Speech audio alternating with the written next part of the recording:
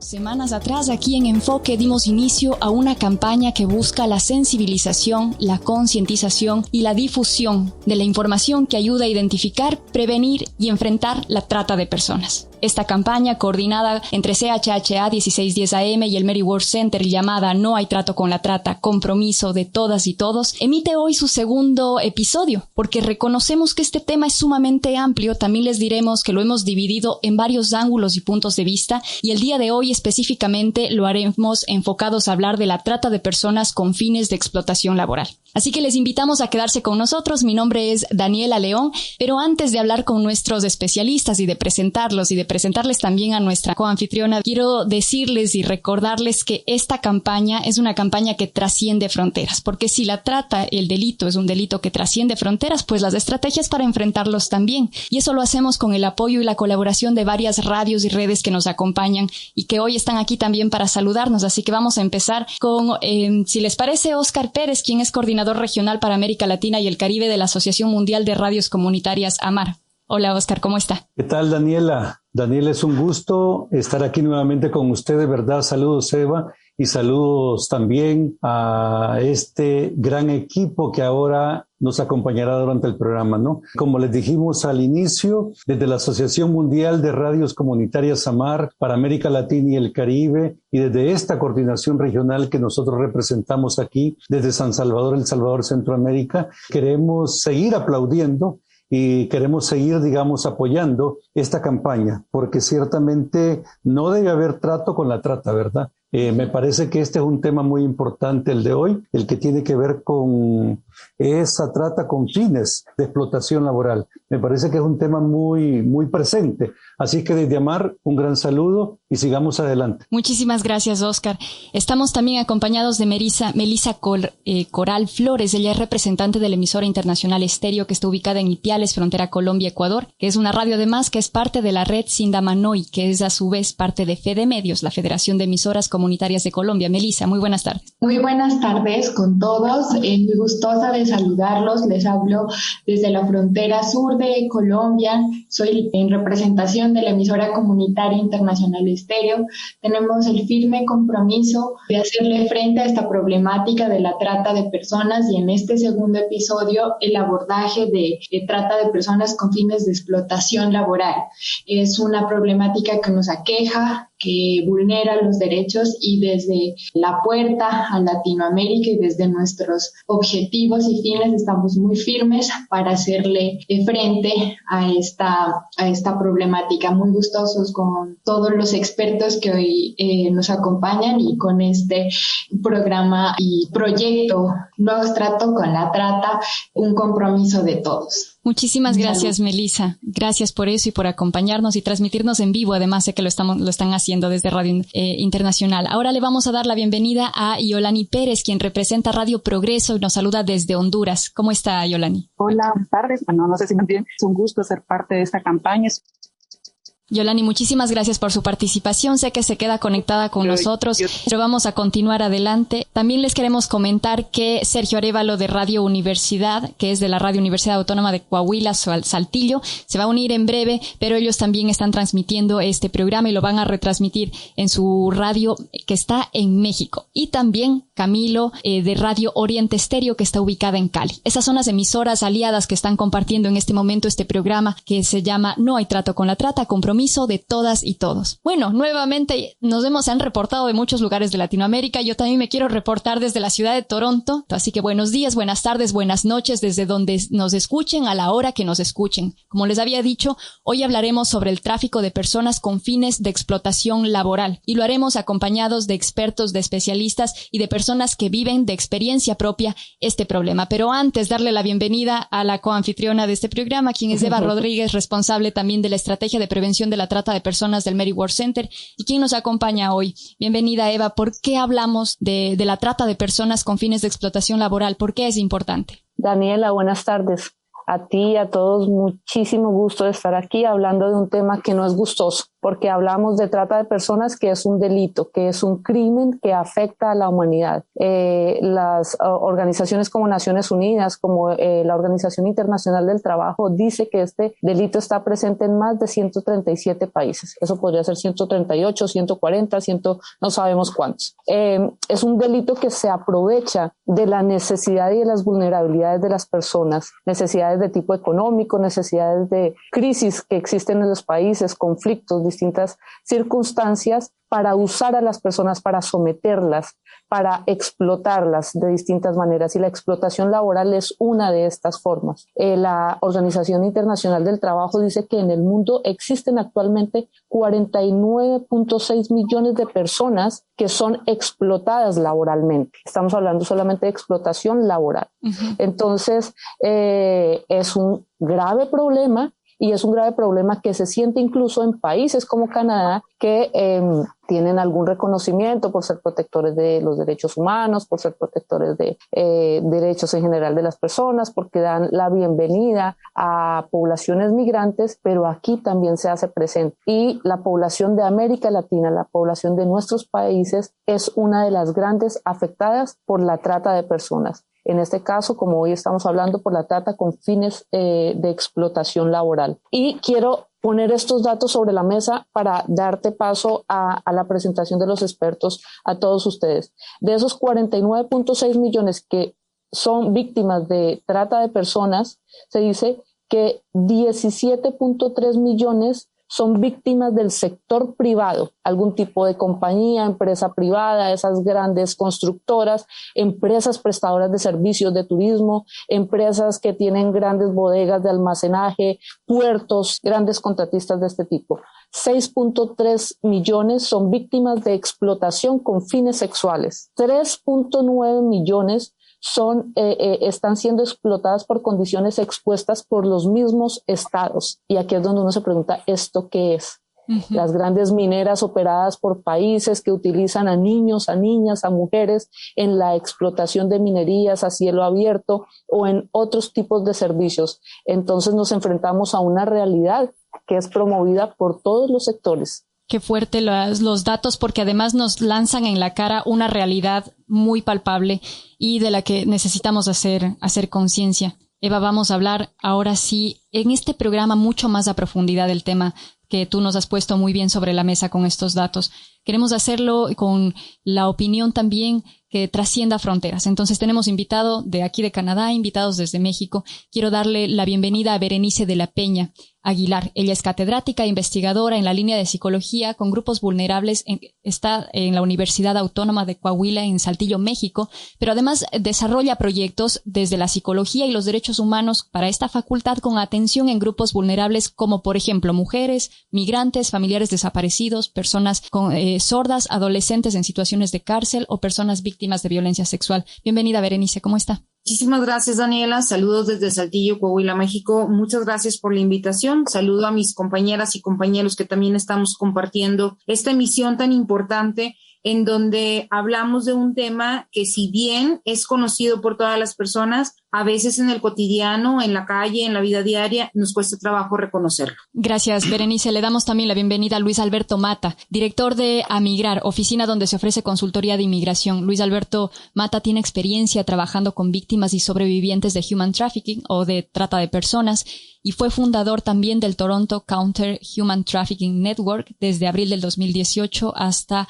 abril del 2022, conocido como un activista y defensor de los derechos humanos. Luis, bienvenido, ¿cómo está? Gracias, Daniela. Gracias, Eva, por organizar esta reunión y muchas gracias. Me siento honrado de estar con compañeras y compañeros que están haciendo trabajo en cualquier lugar en otros lugares del mundo en favor de los más y las más vulnerables, particularmente las personas migrantes que son víctimas de la explotación laboral y de los abusos en muchos lugares, principalmente en los países más ricos. Muchísimas gracias, Luis. También le vamos a dar la bienvenida a José Luis Manso, quien es coordinador de atención humana en la Casa del Migrante de Saltillo, zona fronteriza de México, Estados Unidos. La Casa del Migrante de Saltillo acoge cada año a miles de inmigrantes que se movilizan en diferentes situaciones migratorias. Bienvenido, José Luis, ¿cómo está? Hola, Daniela. Muchas gracias por la invitación y es un verdadero honor compartir este espacio con Luis Mata.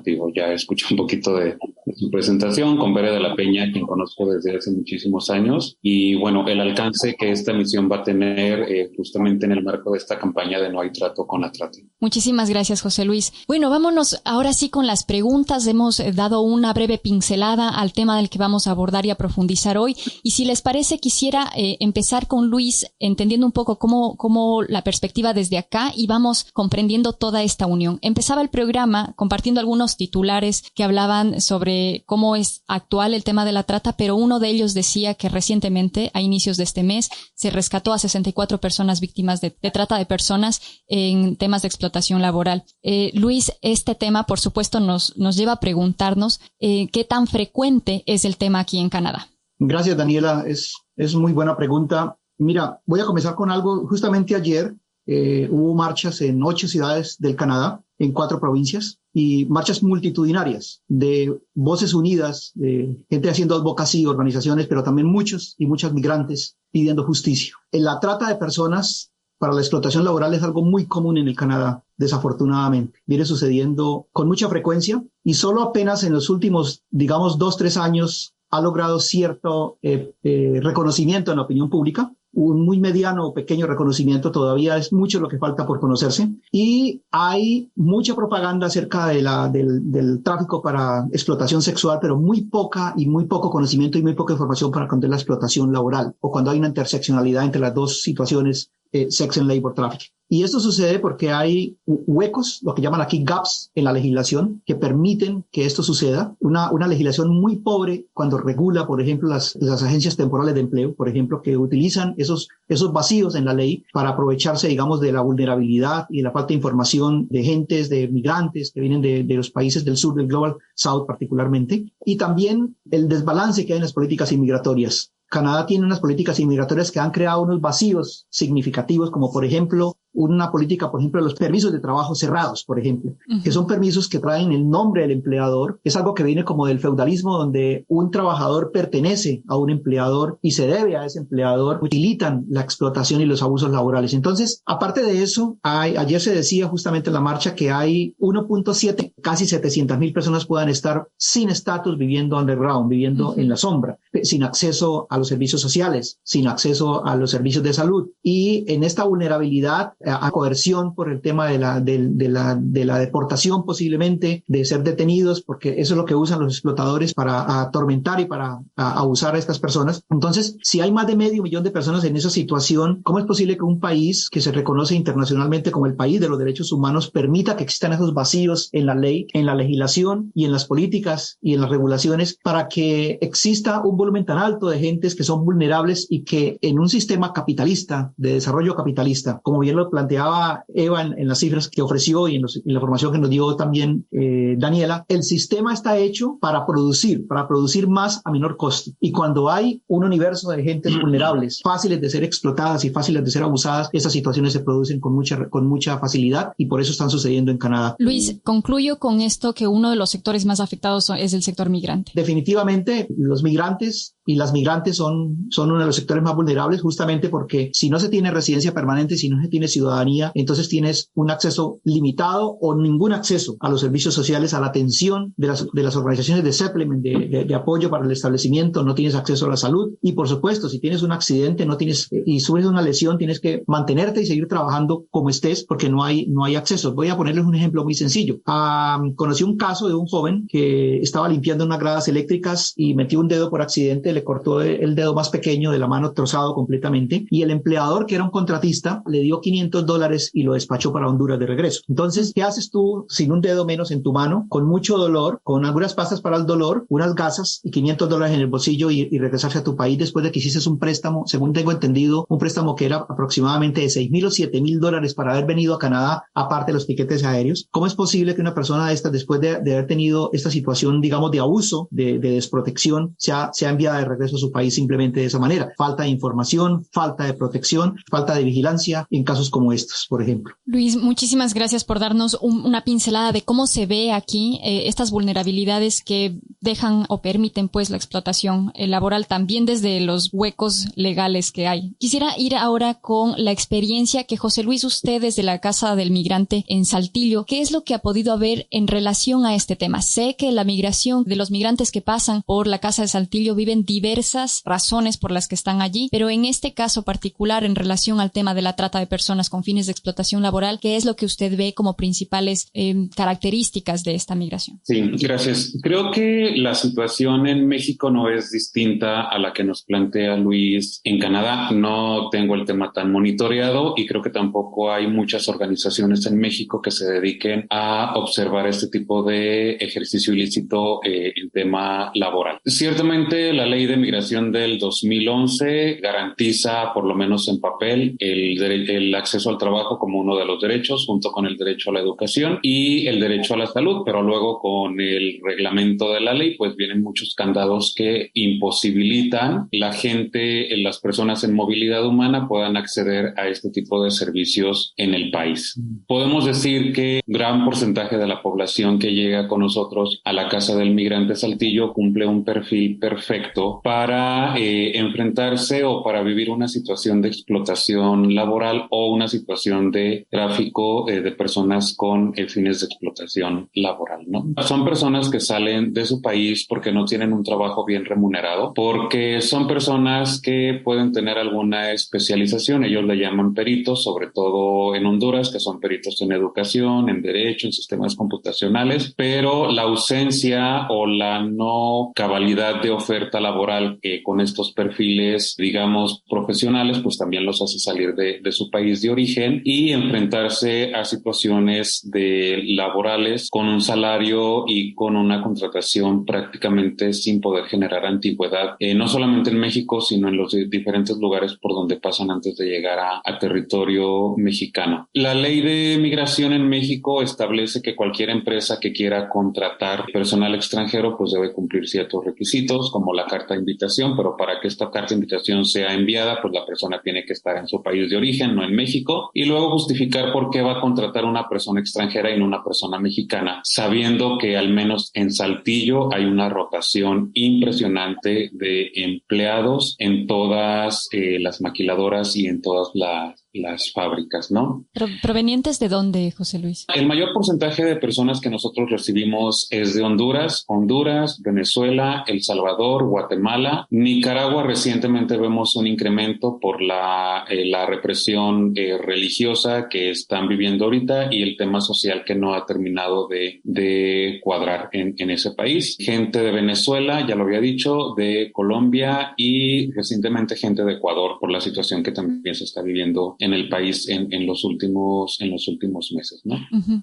Lo que voy viendo un poco es que como que del sur se van moviendo hacia países del norte y están expuestos a distintos y graves problemas que los pueden poner en redes de trata de personas.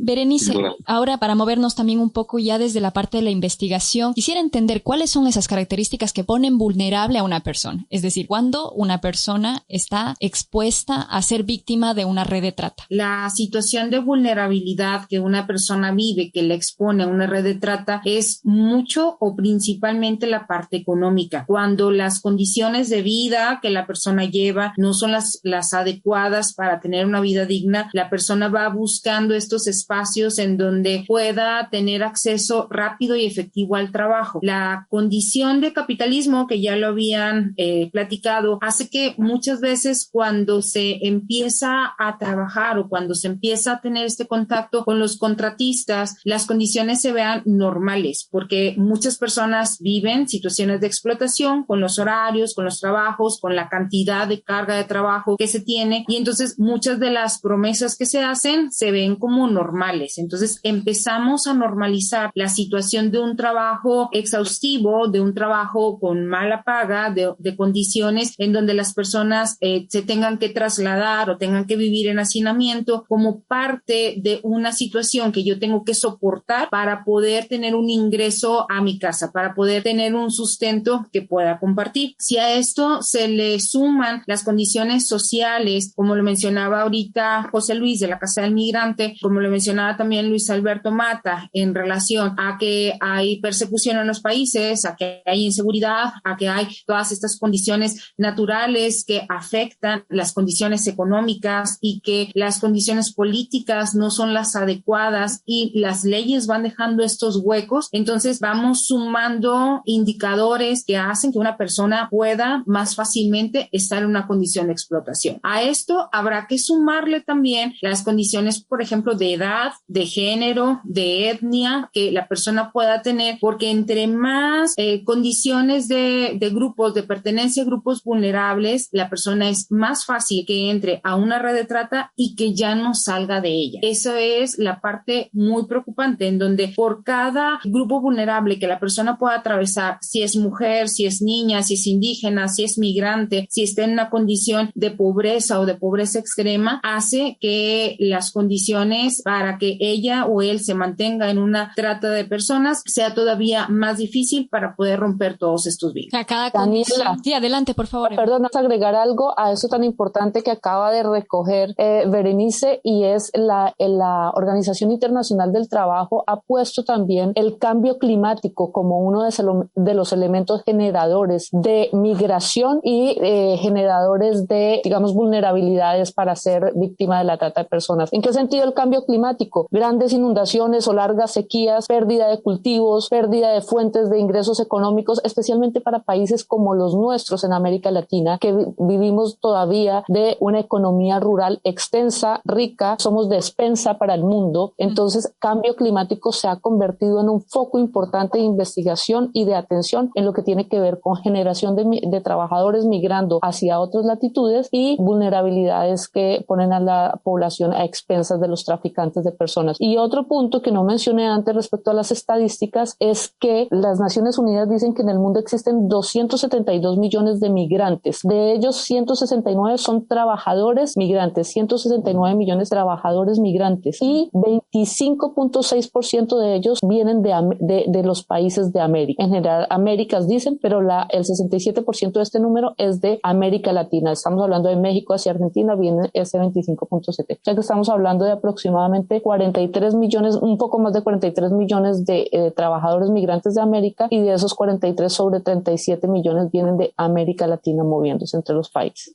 Lo vamos comprendiendo mejor. Me gustó entender un poco más el asunto de que ciertas condiciones nos van poniendo cada vez un poquito más vulnerables. En este momento me voy a poner del lado de un ciudadano que nos es muy difícil identificar cuál es la diferencia entre ser víctima de una organización de trata de personas con fines de explotación laboral y de la explotación laboral en sí mismo, que entiendo no está bien de ningún lado, pero vaya que hay una diferencia en ambas cosas. Quisiera preguntarle, empezar tal vez esto con Luis, por su expertise en leyes también, ¿cuál es esa diferencia? ¿Cómo entiendo cuando es explotación laboral y cuando es trata de personas con fines de explotación laboral? Sí, muy buena pregunta sobre la diferencia entre labor trafficking o trata de personas y explotación laboral, Daniela.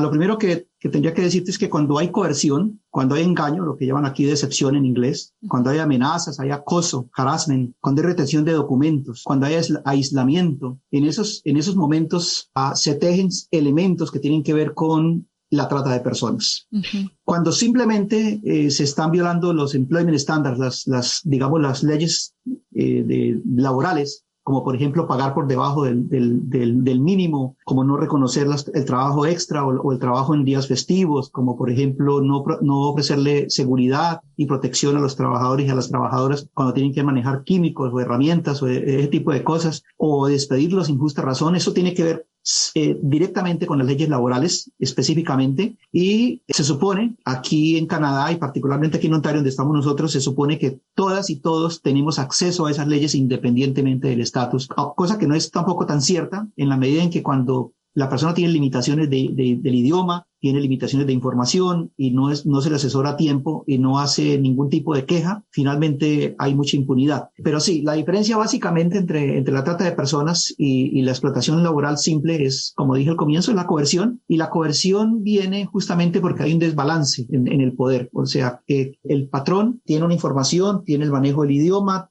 está en un lugar aislado cuando es una factoría o es una granja agrícola, y los trabajadores y las trabajadoras, muchas veces sin estatus, se les amenaza con que van a ser deportados, con que van a perder el trabajo, y muchos y muchas de ellas han hecho préstamos, aquí llaman con shark lenders, con gente que ha prestado dinero con unos intereses elevadísimos, demasiadamente abusivos, y algunos de ellos muy peligrosos.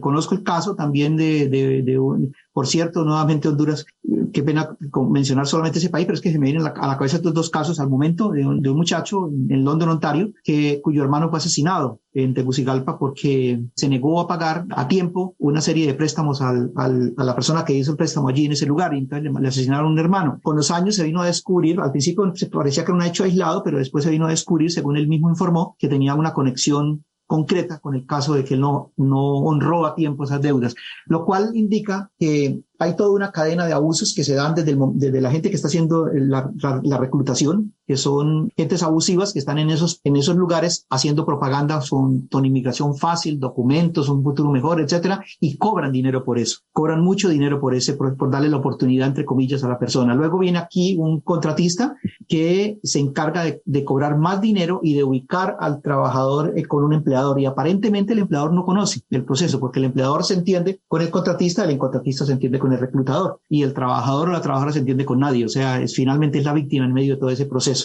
Conozco un caso así muy brevemente, tal vez le conté a Daniel en el pasado, de un grupo de filipinos que estaban trabajando sin estatus en Taiwán. Llegó un reclutador canadiense de Calgary, en Alberta, llegó ahí a ese lugar en Taiwán y les dijo: sálganse de esta situación, vénganse a Canadá, que en Canadá ustedes iban a tener papeles. Estos muchachos gastaron todos sus ahorros, pagaron muchísimo dinero, pagaron $12,000 para venir al Canadá. Una vez en el Canadá se encontraron que la aplicación estuvo mal hecha, que no hubo algo correcto, que les pidieron demasiada plata en realidad por algo que no se hizo. Se quedaron sin estatus, y estando sin estatus, entonces el empleador, que supuestamente no sabía nada, le dijo: no puedo tenerlos aquí sin documentos. Quedaron a la deriva. Y otro reclutador, que muy probablemente eso no se ha establecido todavía, tenía conexión con el reclutador original, una reclutadora, en este caso una mujer filipina, los trajo de Quebec a Ontario, y aquí lo estuvo trabajando por 2 años, les hizo deducciones mes a mes, les dedujo a cada uno cerca de $22,000. Es decir, en concreto ellos pagaron cerca de entre $42,000 y $43,000 cada uno para obtener los papeles, y después de casi 9 años se encontraban con que no tenían documentos.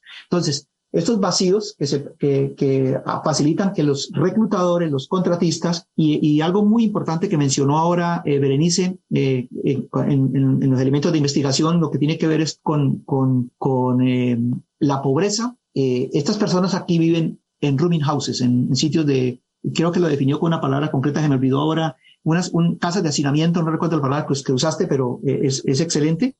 Sí, lugares de hacinamiento donde viven aquí en Canadá durante la pandemia, y hace apenas 2 semanas, en el caso que mencionó Daniela, se descubrió gente viviendo, 20 y 30 personas viviendo por casa o por apartamento, 4 o 5 de ellos compartiendo el mismo cuarto, y 2 y 3 compartiendo el mismo colchón. Durante la pandemia sucedió. ¿Ustedes se imaginan los grados de contaminación? Aquí murieron entre 4 y 5 trabajadores y trabajadoras murieron contaminados con el COVID, justamente por esos lugares de hacinamiento y de explotación y de falta de protección. Entonces, esos son los elementos que se dan con el tema de la trata de personas, con el tema de la explotación laboral, y finalmente, para cerrar, hay una diferencia entre el contrabando, lo que llaman aquí smuggling, y el smuggling es simplemente gente que se dedica a pasar migrantes, les cobran una alta cantidad de dinero por pasarlos, pero luego los dejan libres, aparentemente libres. Cuando ese smuggler o ese traficante de personas, ese contrabandista de personas, se los entrega a alguien para que ese alguien continúe la explotación, entonces cuando comienza ya el proceso de trata de personas, y es la diferencia entre contrabando y trata de personas. Luis Alberto, una pregunta: ¿qué tipo de negocios son los que más están beneficiando o usando a personas que son tratadas? Porque parte de la intención de este programa Conectando con América Latina es que la gente reciba ofertas de trabajo allá, con todas estas ilusiones que les venden. ¿Cuáles son los tipos de negocios, de compañías, de industrias que están afectando ampliamente a las personas con trata de personas? con explotación laboral. Gracias por la pregunta, Eva. La mayoría de casos, como el que mencionó Daniela, pero otros que yo he estado tal vez envuelto en varios de ellos, en proveyendo asesoría en inmigración, ha sido en el área agrícola fundamentalmente, y no porque ese lugar sea el predilecto, sino por los grados de aislamiento que hay. Entre más aislamiento, más se facilita la explotación. En el último caso en que estuve involucrado, tuve la fortuna de que me invitasen a proveer una sesión informativa. El Consulado de México me invitó. Encontramos con que la policía andaba en busca de alguien, de una persona, de un criminal, y allanaron una casa a la madrugada para capturarlo, y resulta que en vez de encontrar al criminal, encontraron 17 mujeres hacinadas en esa casa. Fue una sorpresa mayúscula para la policía, y se dieron cuenta que la mayoría de ellas les habían prometido, algunas de ellas las entrenaron y les pagaron para que dijeran que venían a estudiar inglés por 5 meses y algunos programas de turismo, etcétera, pero en realidad desde el mismo aeropuerto las llevaron directamente a estos sitios, les hicieron pagar el Uber, todo ese tipo de cosas. Entonces el aislamiento, la parte agrícola es uno de los donde más se usa. El otro, el área de limpieza, particularmente en los hoteles. Muchas veces cuando uno va a esos hoteles, a esos balnearios, aquí en Canadá, y me imagino que en Estados Unidos también, uno ve muchísima gente, ve migrantes, y muchas veces no sabemos que detrás de ese ser humano que está ahí atendiéndonos, ofreciéndonos sus servicios, hay toda una historia de sufrimiento, sin papeles, abusados. Hubo un caso aquí muy conocido en el cual una persona tenía centenares de trabajadores y trabajadoras en una cantidad de hoteles, y les pagaba una miserableza por debajo del mínimo, pero aparte de eso les cobraba diariamente una cuota para tener el derecho a estar en la lista de trabajo del día, y les cobraban el transporte, por supuesto la renta, viviendo con cortinas separadas en una sala grande, viviendo 23 personas en una sala. Entonces se imaginan el espacio tan pequeño, y cobrándoles $400 por mes, y aparte de eso haciéndoles deducciones, otro tipo de deducciones, y castigándolos monetariamente cuando había mal comportamiento, se quejaban, o sea que estaban aislados, no podían hablar. Entonces en el área de limpieza, en el área de construcción también hay muchísima explotación en el área de construcción. Este es uno de los países donde más se construye en el mundo, y Toronto, una de las ciudades con mayor niveles de construcción en el mundo, y todo el trabajo duro, remoción de asbestos, por ejemplo, que está prohibido por ser materiales que producen cáncer, que son cancerígenos, y otros, lo hacen casi siempre migrantes, y muchas de estos migrantes son indocumentados. Los salarios astronómicos que hay en la construcción, por supuesto, no son para ellos y para ellas. Trabajan por debajo del mínimo muchas veces, con deducciones ilegales, sufriendo accidentes sin protección, y enfrentan enfermedades en el futuro. Construcción, agricultura y la limpieza fundamentalmente, y las factorías también. Estos son los espacios donde la mayoría de los inmigrantes, por supuesto muchos de ellos latinoamericanos, se están desempeñando, y por lo tanto entran a la categoría y a este grupo vulnerable. Pero me pregunto si es que muchos de ellos vienen aún sabiendo que estarían expuestos o a la trata de personas con fines de explotación laboral, o a la explotación laboral, tal como lo ha explicado Luis. En la experiencia de la Casa al Migrante de Saltillo, por ejemplo, José Luis, ¿qué es lo que usted ha escuchado en las historias de estas personas? Sí, creo que es un porcentaje muy bajo de personas que buscan irse a los Estados Unidos contratados por una empresa. Quienes lo han mencionado aluden más bien a moverse a Canadá porque ahí tienen el primo, el tío, el hermano que ya les tiene trabajo conseguido, pero no hablan, o al menos no indagamos sobre las situaciones en las que se encuentran laboralmente hablando. Mientras escuchaba a Luis, hacía memoria, sobre todo, creo que es muy visible el tráfico de personas con fines de explotación laboral, pero a nivel nacional. Gente de Guerrero, de Oaxaca, de Michoacán, de Guanajuato. Migración provincial, digamos. Sucede lo mismo que en Canadá. O sea, trabajar en campos agrícolas, lejos de las ciudades, de la urbanización, con tiendas de raya, y que aparte la tienda de raya es del patrón y tienen que comprar ahí, no pueden ir a comprar a otro lugar. Duermen en galeras, sobre cartones, sobre cobijas, ¿no? Pero pensaba también en mi experiencia en las Filipinas con estas mujeres llamadas yapayukis, que son mujeres filipinas que se van a trabajar a Japón, específicamente a Tokio, y que una vez que llegan a Tokio, el empleador o la empleadora les retiene sus documentos para que justo no puedan moverse del país a fin de cumplir con los contratos laborales que se hicieron. La exportación de enfermeras y enfermeros de Filipinas a Italia, a Estados Unidos, y que reciben un salario como trainers y no propiamente como profesionales de la salud. Entonces, digo, esto no es en el albergue porque no estamos en Filipinas, pero son situaciones que a nivel internacional sí se están suscitando, ¿no? La mayoría de la gente que llega aquí al albergue con este tipo de características que mencionaba Berenice en términos de investigación, pues buscan más bien llegar a los Estados Unidos, no son llevados por las empresas, no son llevados por una persona, digamos, que favorezca, ¿no? El tráfico de personas con fines de explotación laboral. Sin embargo, si hay personas, justamente ayer platicaba con un chico de Honduras, digo, lamentablemente es como la población más alta que circula por los flujos, por las rutas migratorias. Algo nos dice el que los dos lo estén mencionando, ¿no? Y me decía, es que, o sea, tengo trabajo, pero no tengo salario. El trabajo es a cambio de tener un espacio donde dormir y la comida. Y yo le decía, ¿y qué haces cuando necesitas ropa, cuando quieres ir al cine, cuando quieres comerte un helado? Dice, una medicina. Pues me aguanto, o una medicina. Pues me aguanto porque no, o sea, a fin de no dormir en la calle en este momento, tengo que aceptar esta situación. Y esa es una situación de explotación laboral, ¿no?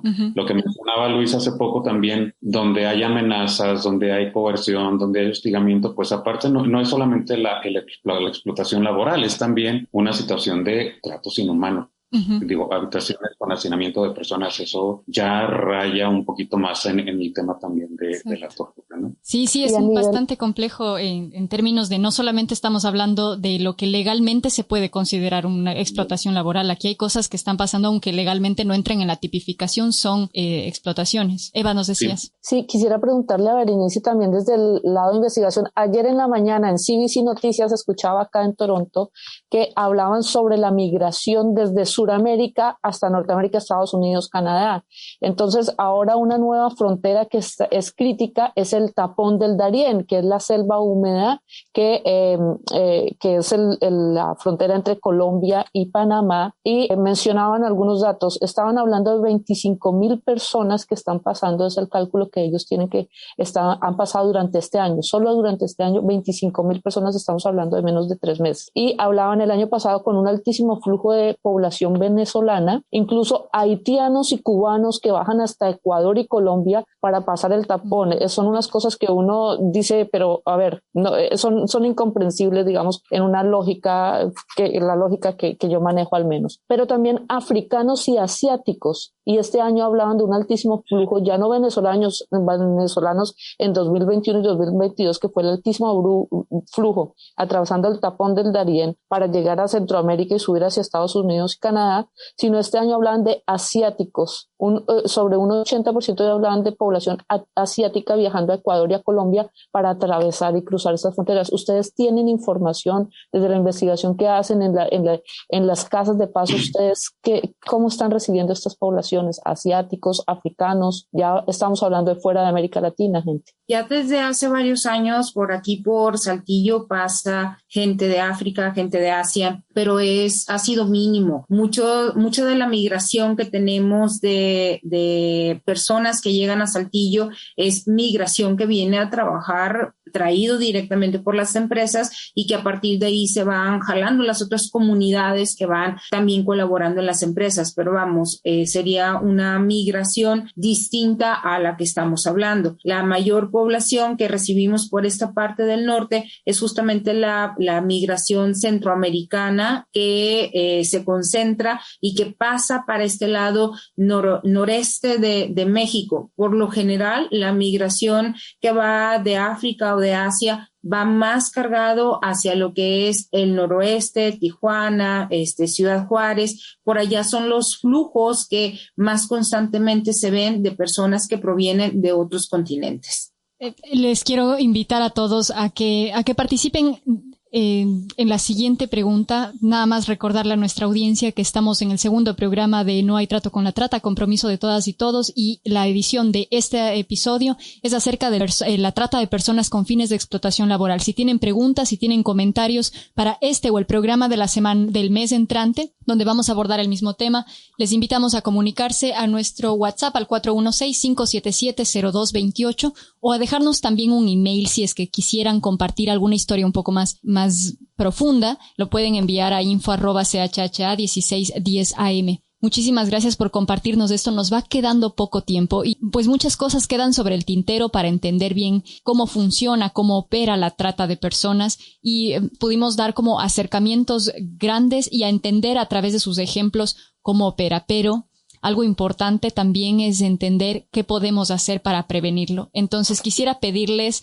a los tres que nos compartan algunas banderas rojas o algunas consejos con los cuales las personas puedan alertar que podrían ser víctimas de una red de trata. Podemos empezar tal vez con José Luis, si les parece bien. Uy, me toman la lección, dice José Luis.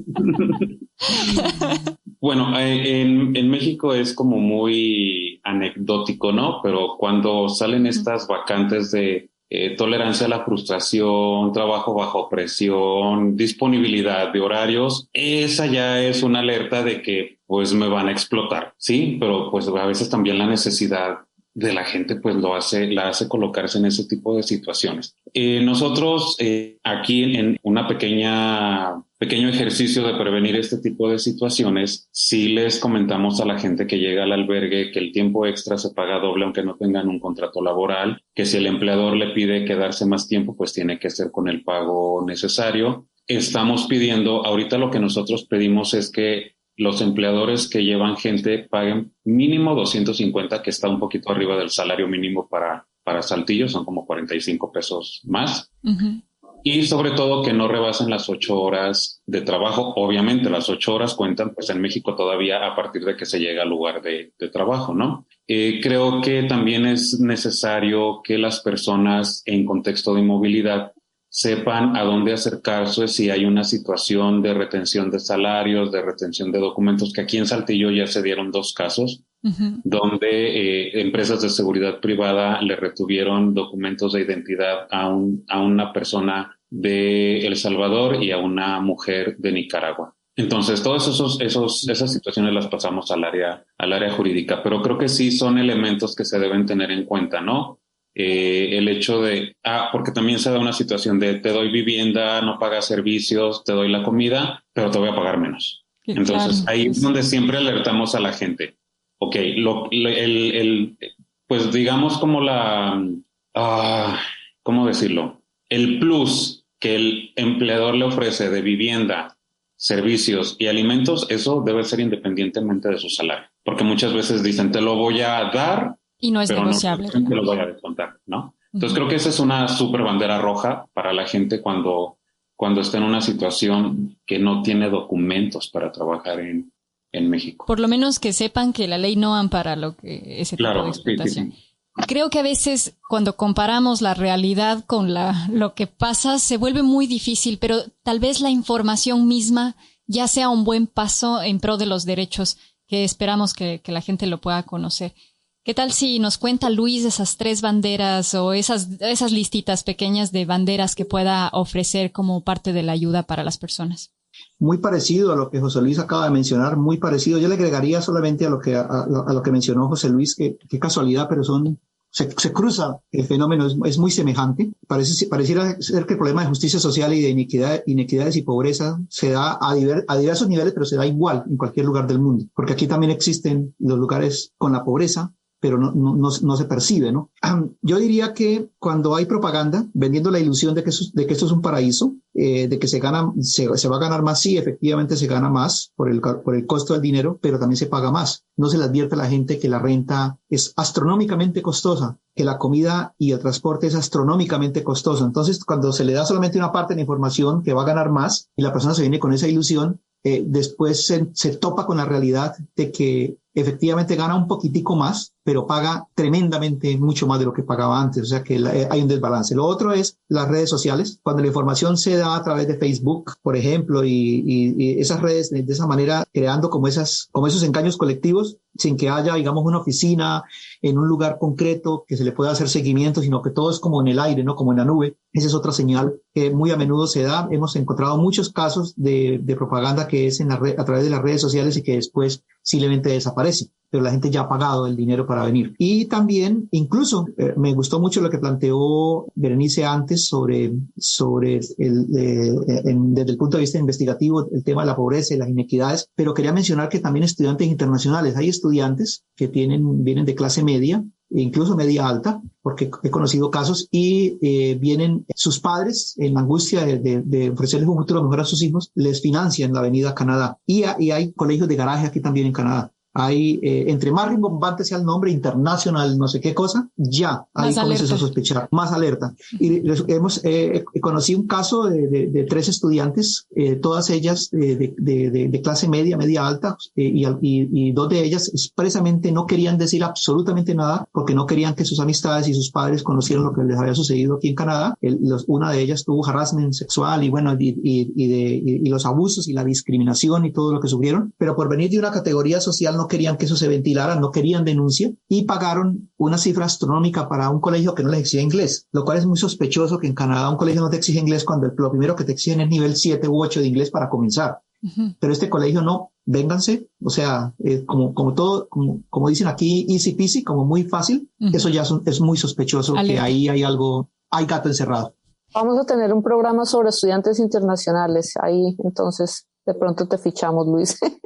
Bueno, los temas son diversos, ¿no? Nos queda poquito tiempo, no quiero perder las banderas que nos pueda compartir también Berenice. Bueno, aquí más que nada sería como sumar a lo que tenemos que estar muy al pendiente en lo personal. Digitalizar todos los documentos, tener siempre, aprenderse los números de teléfono, que es algo que ya desafortunadamente no hacemos por la facilidad del celular. Entonces, aprendernos los números de teléfono, tener un contacto que pueda saber y que nos pueda ir acompañando en el transcurso del viaje y a quien le podamos contar abiertamente lo que está sucediendo para en caso de algo poder tener alguna ayuda externa para poder salir de estos círculos de trata. Entonces, digo, esta parte de que lo más sencillo tiene que llamarnos mucho la atención, cuanto más facilidades haya, tiene que llamar mucho la atención y yo sé y entiendo perfectamente bien que hay momentos en la vida en donde estamos ante una situación de mucha desesperación, pero es importante hacer redes, platicar los proyectos, socializar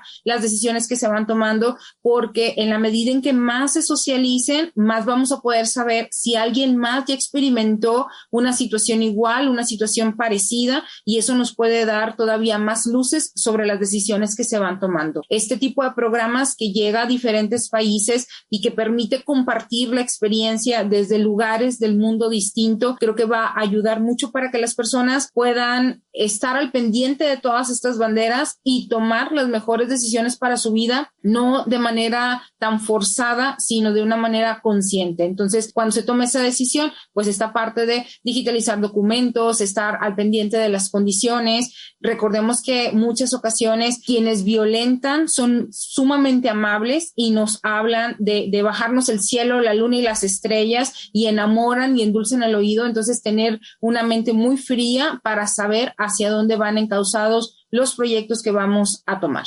En Colombia decimos de eso tan bueno no dan tanto. Que esa será la frase con la que terminemos ahora. Eva, ¿por qué la importancia de hablar de esto? Daniela, porque nos hemos dado cuenta en los programas que hicimos el año pasado que estamos llevando la palabra aquí dentro de Canadá, pero la gente ya cuando ha llegado aquí ha caído en el problema, está siendo víctima o ha sido víctima. Por eso estamos tratando de llevar este mensaje y esta información más allá. Si el problema atraviesa fronteras, la solución también. Esas ofertas de $7,000, lo veía este fin de semana en Facebook, $7,000 y no se requiere ningún tipo de experiencia. A ver, y tienen redes aquí en Canadá, si vienen para Canadá o tienen redes en Estados Unidos, ahí entonces están latinos en Canadá, colombianos y no sé qué, mexicanos, averigüen, pregunten por ahí, ya que se informan por las redes sociales para caer también para hacer las preguntas y para advertir. La idea es que nos apoyemos entre todos y prevengamos al máximo. Muchísimas gracias, Eva. Muchísimas gracias, Berenice, que nos acompaña desde México, José Luis desde México, Luis Alberto Mata desde aquí, Canadá,